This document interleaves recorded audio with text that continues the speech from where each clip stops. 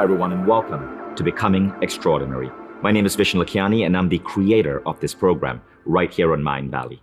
Now, I want to share with you a really interesting, fascinating story that happened to me around 16 years ago that led to where I am today, sitting in this chair, speaking to you about the power of the human mind.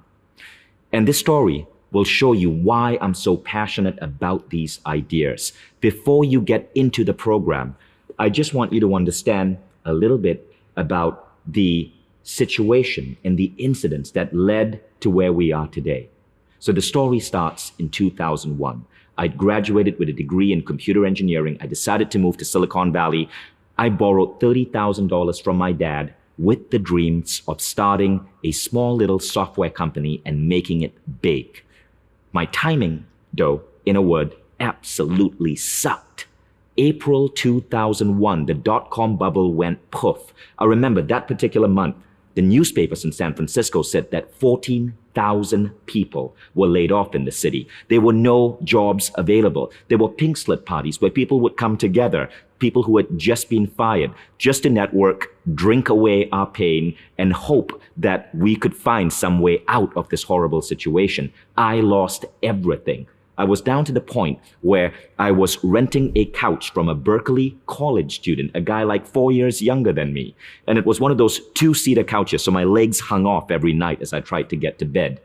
All I could afford as rent was $200 to $300 a month.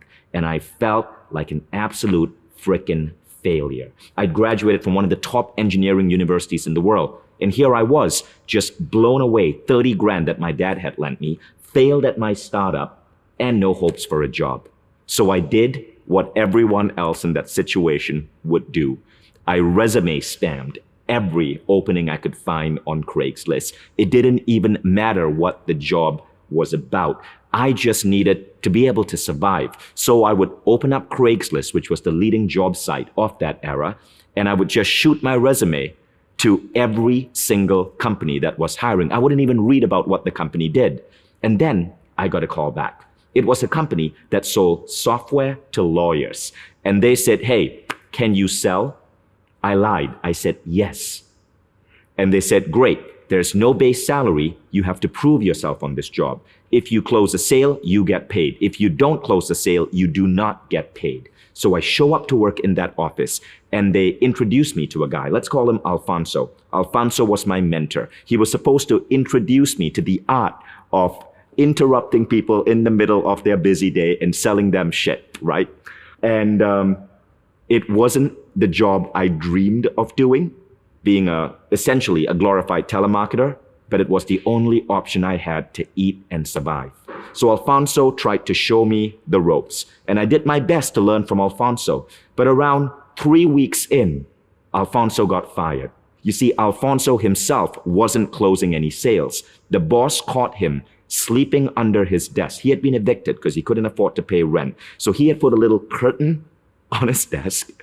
He was caught sleeping in a huddled position under his desk every night to avoid being homeless on the streets of San Francisco. He was fired, and I felt the fear in me. Holy shit, would I be next? This was not the best time to be living in Silicon Valley. So I was desperate. I was sad.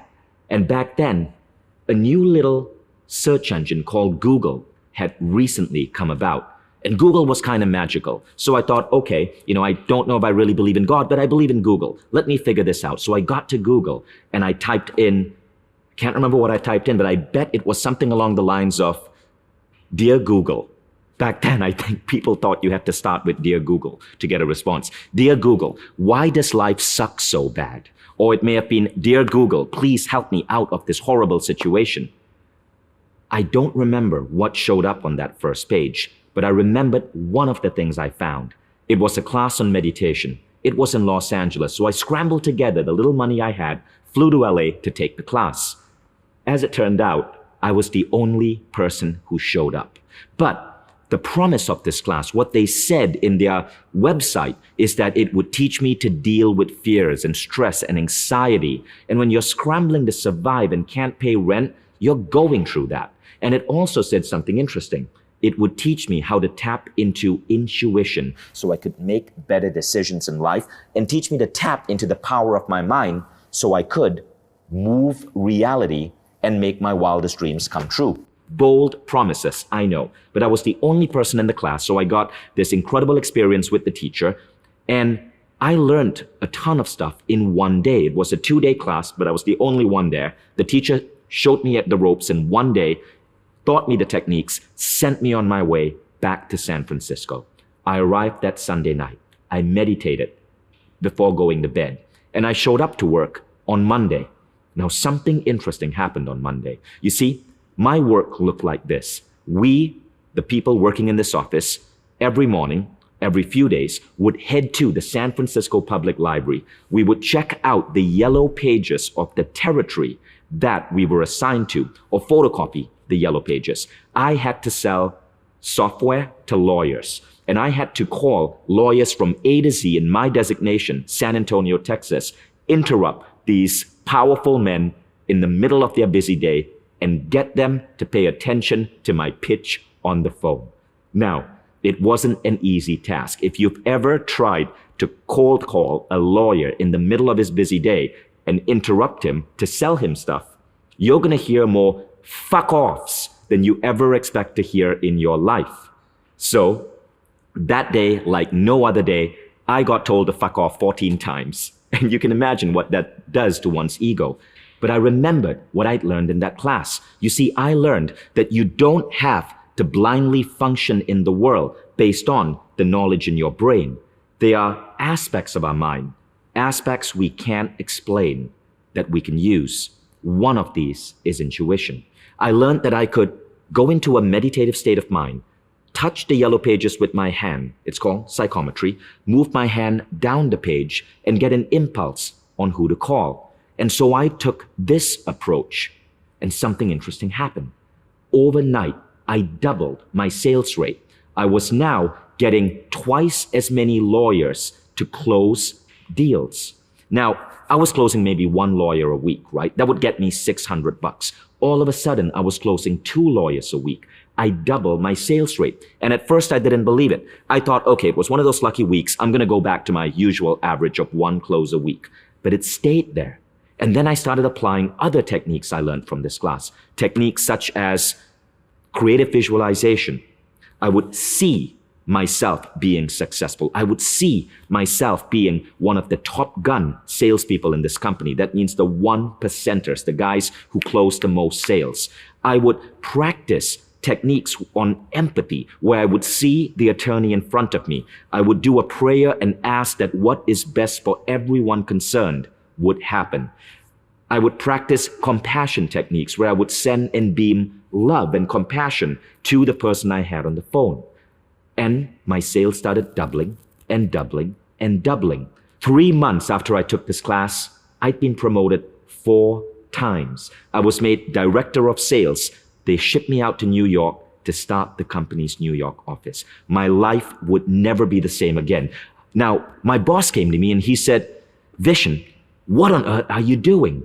And I said, "I think they call it ESP." And he said, "Nah, that's bullshit, but can you keep doing it?" And so this stuff wasn't socially acceptable back then, but this was the secret to me being able to do remarkably well at work. I remember I was now able to afford a decent apartment. I no longer was sleeping on a couch. I remembered being able to travel around the US because I now could afford the holidays I wanted. I went to my girlfriend of that time and asked her to marry me. All of that because I'd started using my mind in completely different ways. Now, I stayed with that company for 18 months, and then I felt a calling. Once again, intuition spoke to me. This time, it was a different type of intuition. It more felt like this sense of discomfort, like I wasn't doing what I was meant to do in the world. And maybe you feel that too. Maybe that's what brought you to this program. If so, stay tuned because I'm going to show you some really powerful stuff. But this sense of discomfort, I realized later on, was a soul alignment. It was my soul saying I wasn't meant to be spending my time in this company simply selling software to lawyers. I decided to quit, and I decided to become a meditation teacher because I asked myself, wow, this stuff completely changed my life. But I was frustrated. Why didn't I learn this stuff in school? Why didn't my expensive University of Michigan education include these ideas?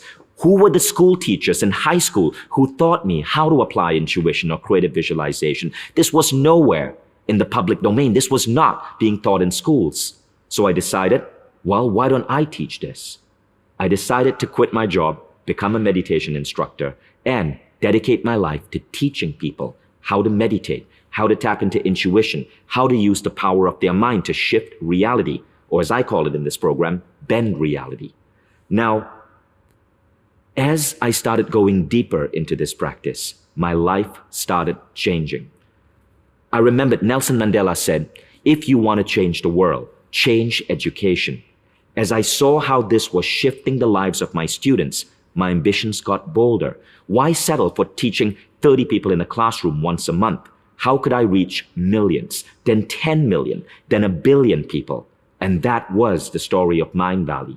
It didn't happen quick. But by using the ideas that you're about to learn in this course, I realized a number of things. The first thing is that the rules that we are meant to obey in the world often do not make sense. Now, I'm not talking about the rules of law or the rules of physics. Don't mess with the rules of law or the rules of physics. What I'm talking about are the rules of society, of how we behave, how we operate, what is right, what is acceptable, and that we can question these rules, shift them, and bend them.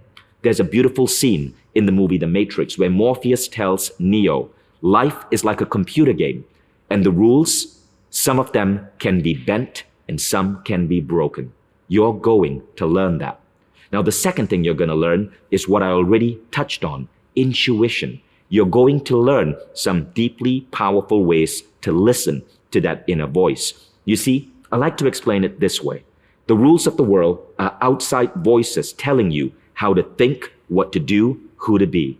Intuition is an inner voice that is far more reliable, guiding you on the exact path your soul needs you to be on. And that is the path to fulfillment. Now, as you start listening to intuition, as you start listening within and have less listening outside of you, another remarkable faculty of the mind starts blossoming. And that is your ability to bend and shift reality. This is the ultimate trick. This is what Terence McKenna calls the shamanic dance in the waterfall. This is where life becomes so much easy, and you find that you're able to draw to yourself the right opportunities, the right insights, the right connections to move you towards who you are meant to be. And as you put this all together, you start functioning in the world in a different way. This is what this program is about. Now, there's a final cherry on top of the cake. As you start using your inner voice, as you start listening to your soul, you come to understand that all of us are souls, and we are all here to function collaboratively. The soul, I believe, has two great desires: the desire to grow and the desire to contribute. One of the greatest parts to happiness you will learn in this program is to serve the world. This is how we truly become extraordinary. I am in nowhere saying that you become extraordinary by building a $100 million company or by becoming a New York Times best-selling author. That's not for everyone. You could decide that you simply want to be the best stay-at-home father that you can be and stay at home while your wife works and raise your kids and be the best damn dad and dedicate the next 18 years of your life to becoming that incredible father. And that to me is extraordinary. Extraordinary is a decision to evolve and become your best self, to explore the God-given faculties within you and to use these abilities to serve the world and other people, even if it's just ensuring that you are the best parent for your kid. That is what the extraordinary life looks like. But our education system completely leads us astray. So, welcome to Becoming Extraordinary.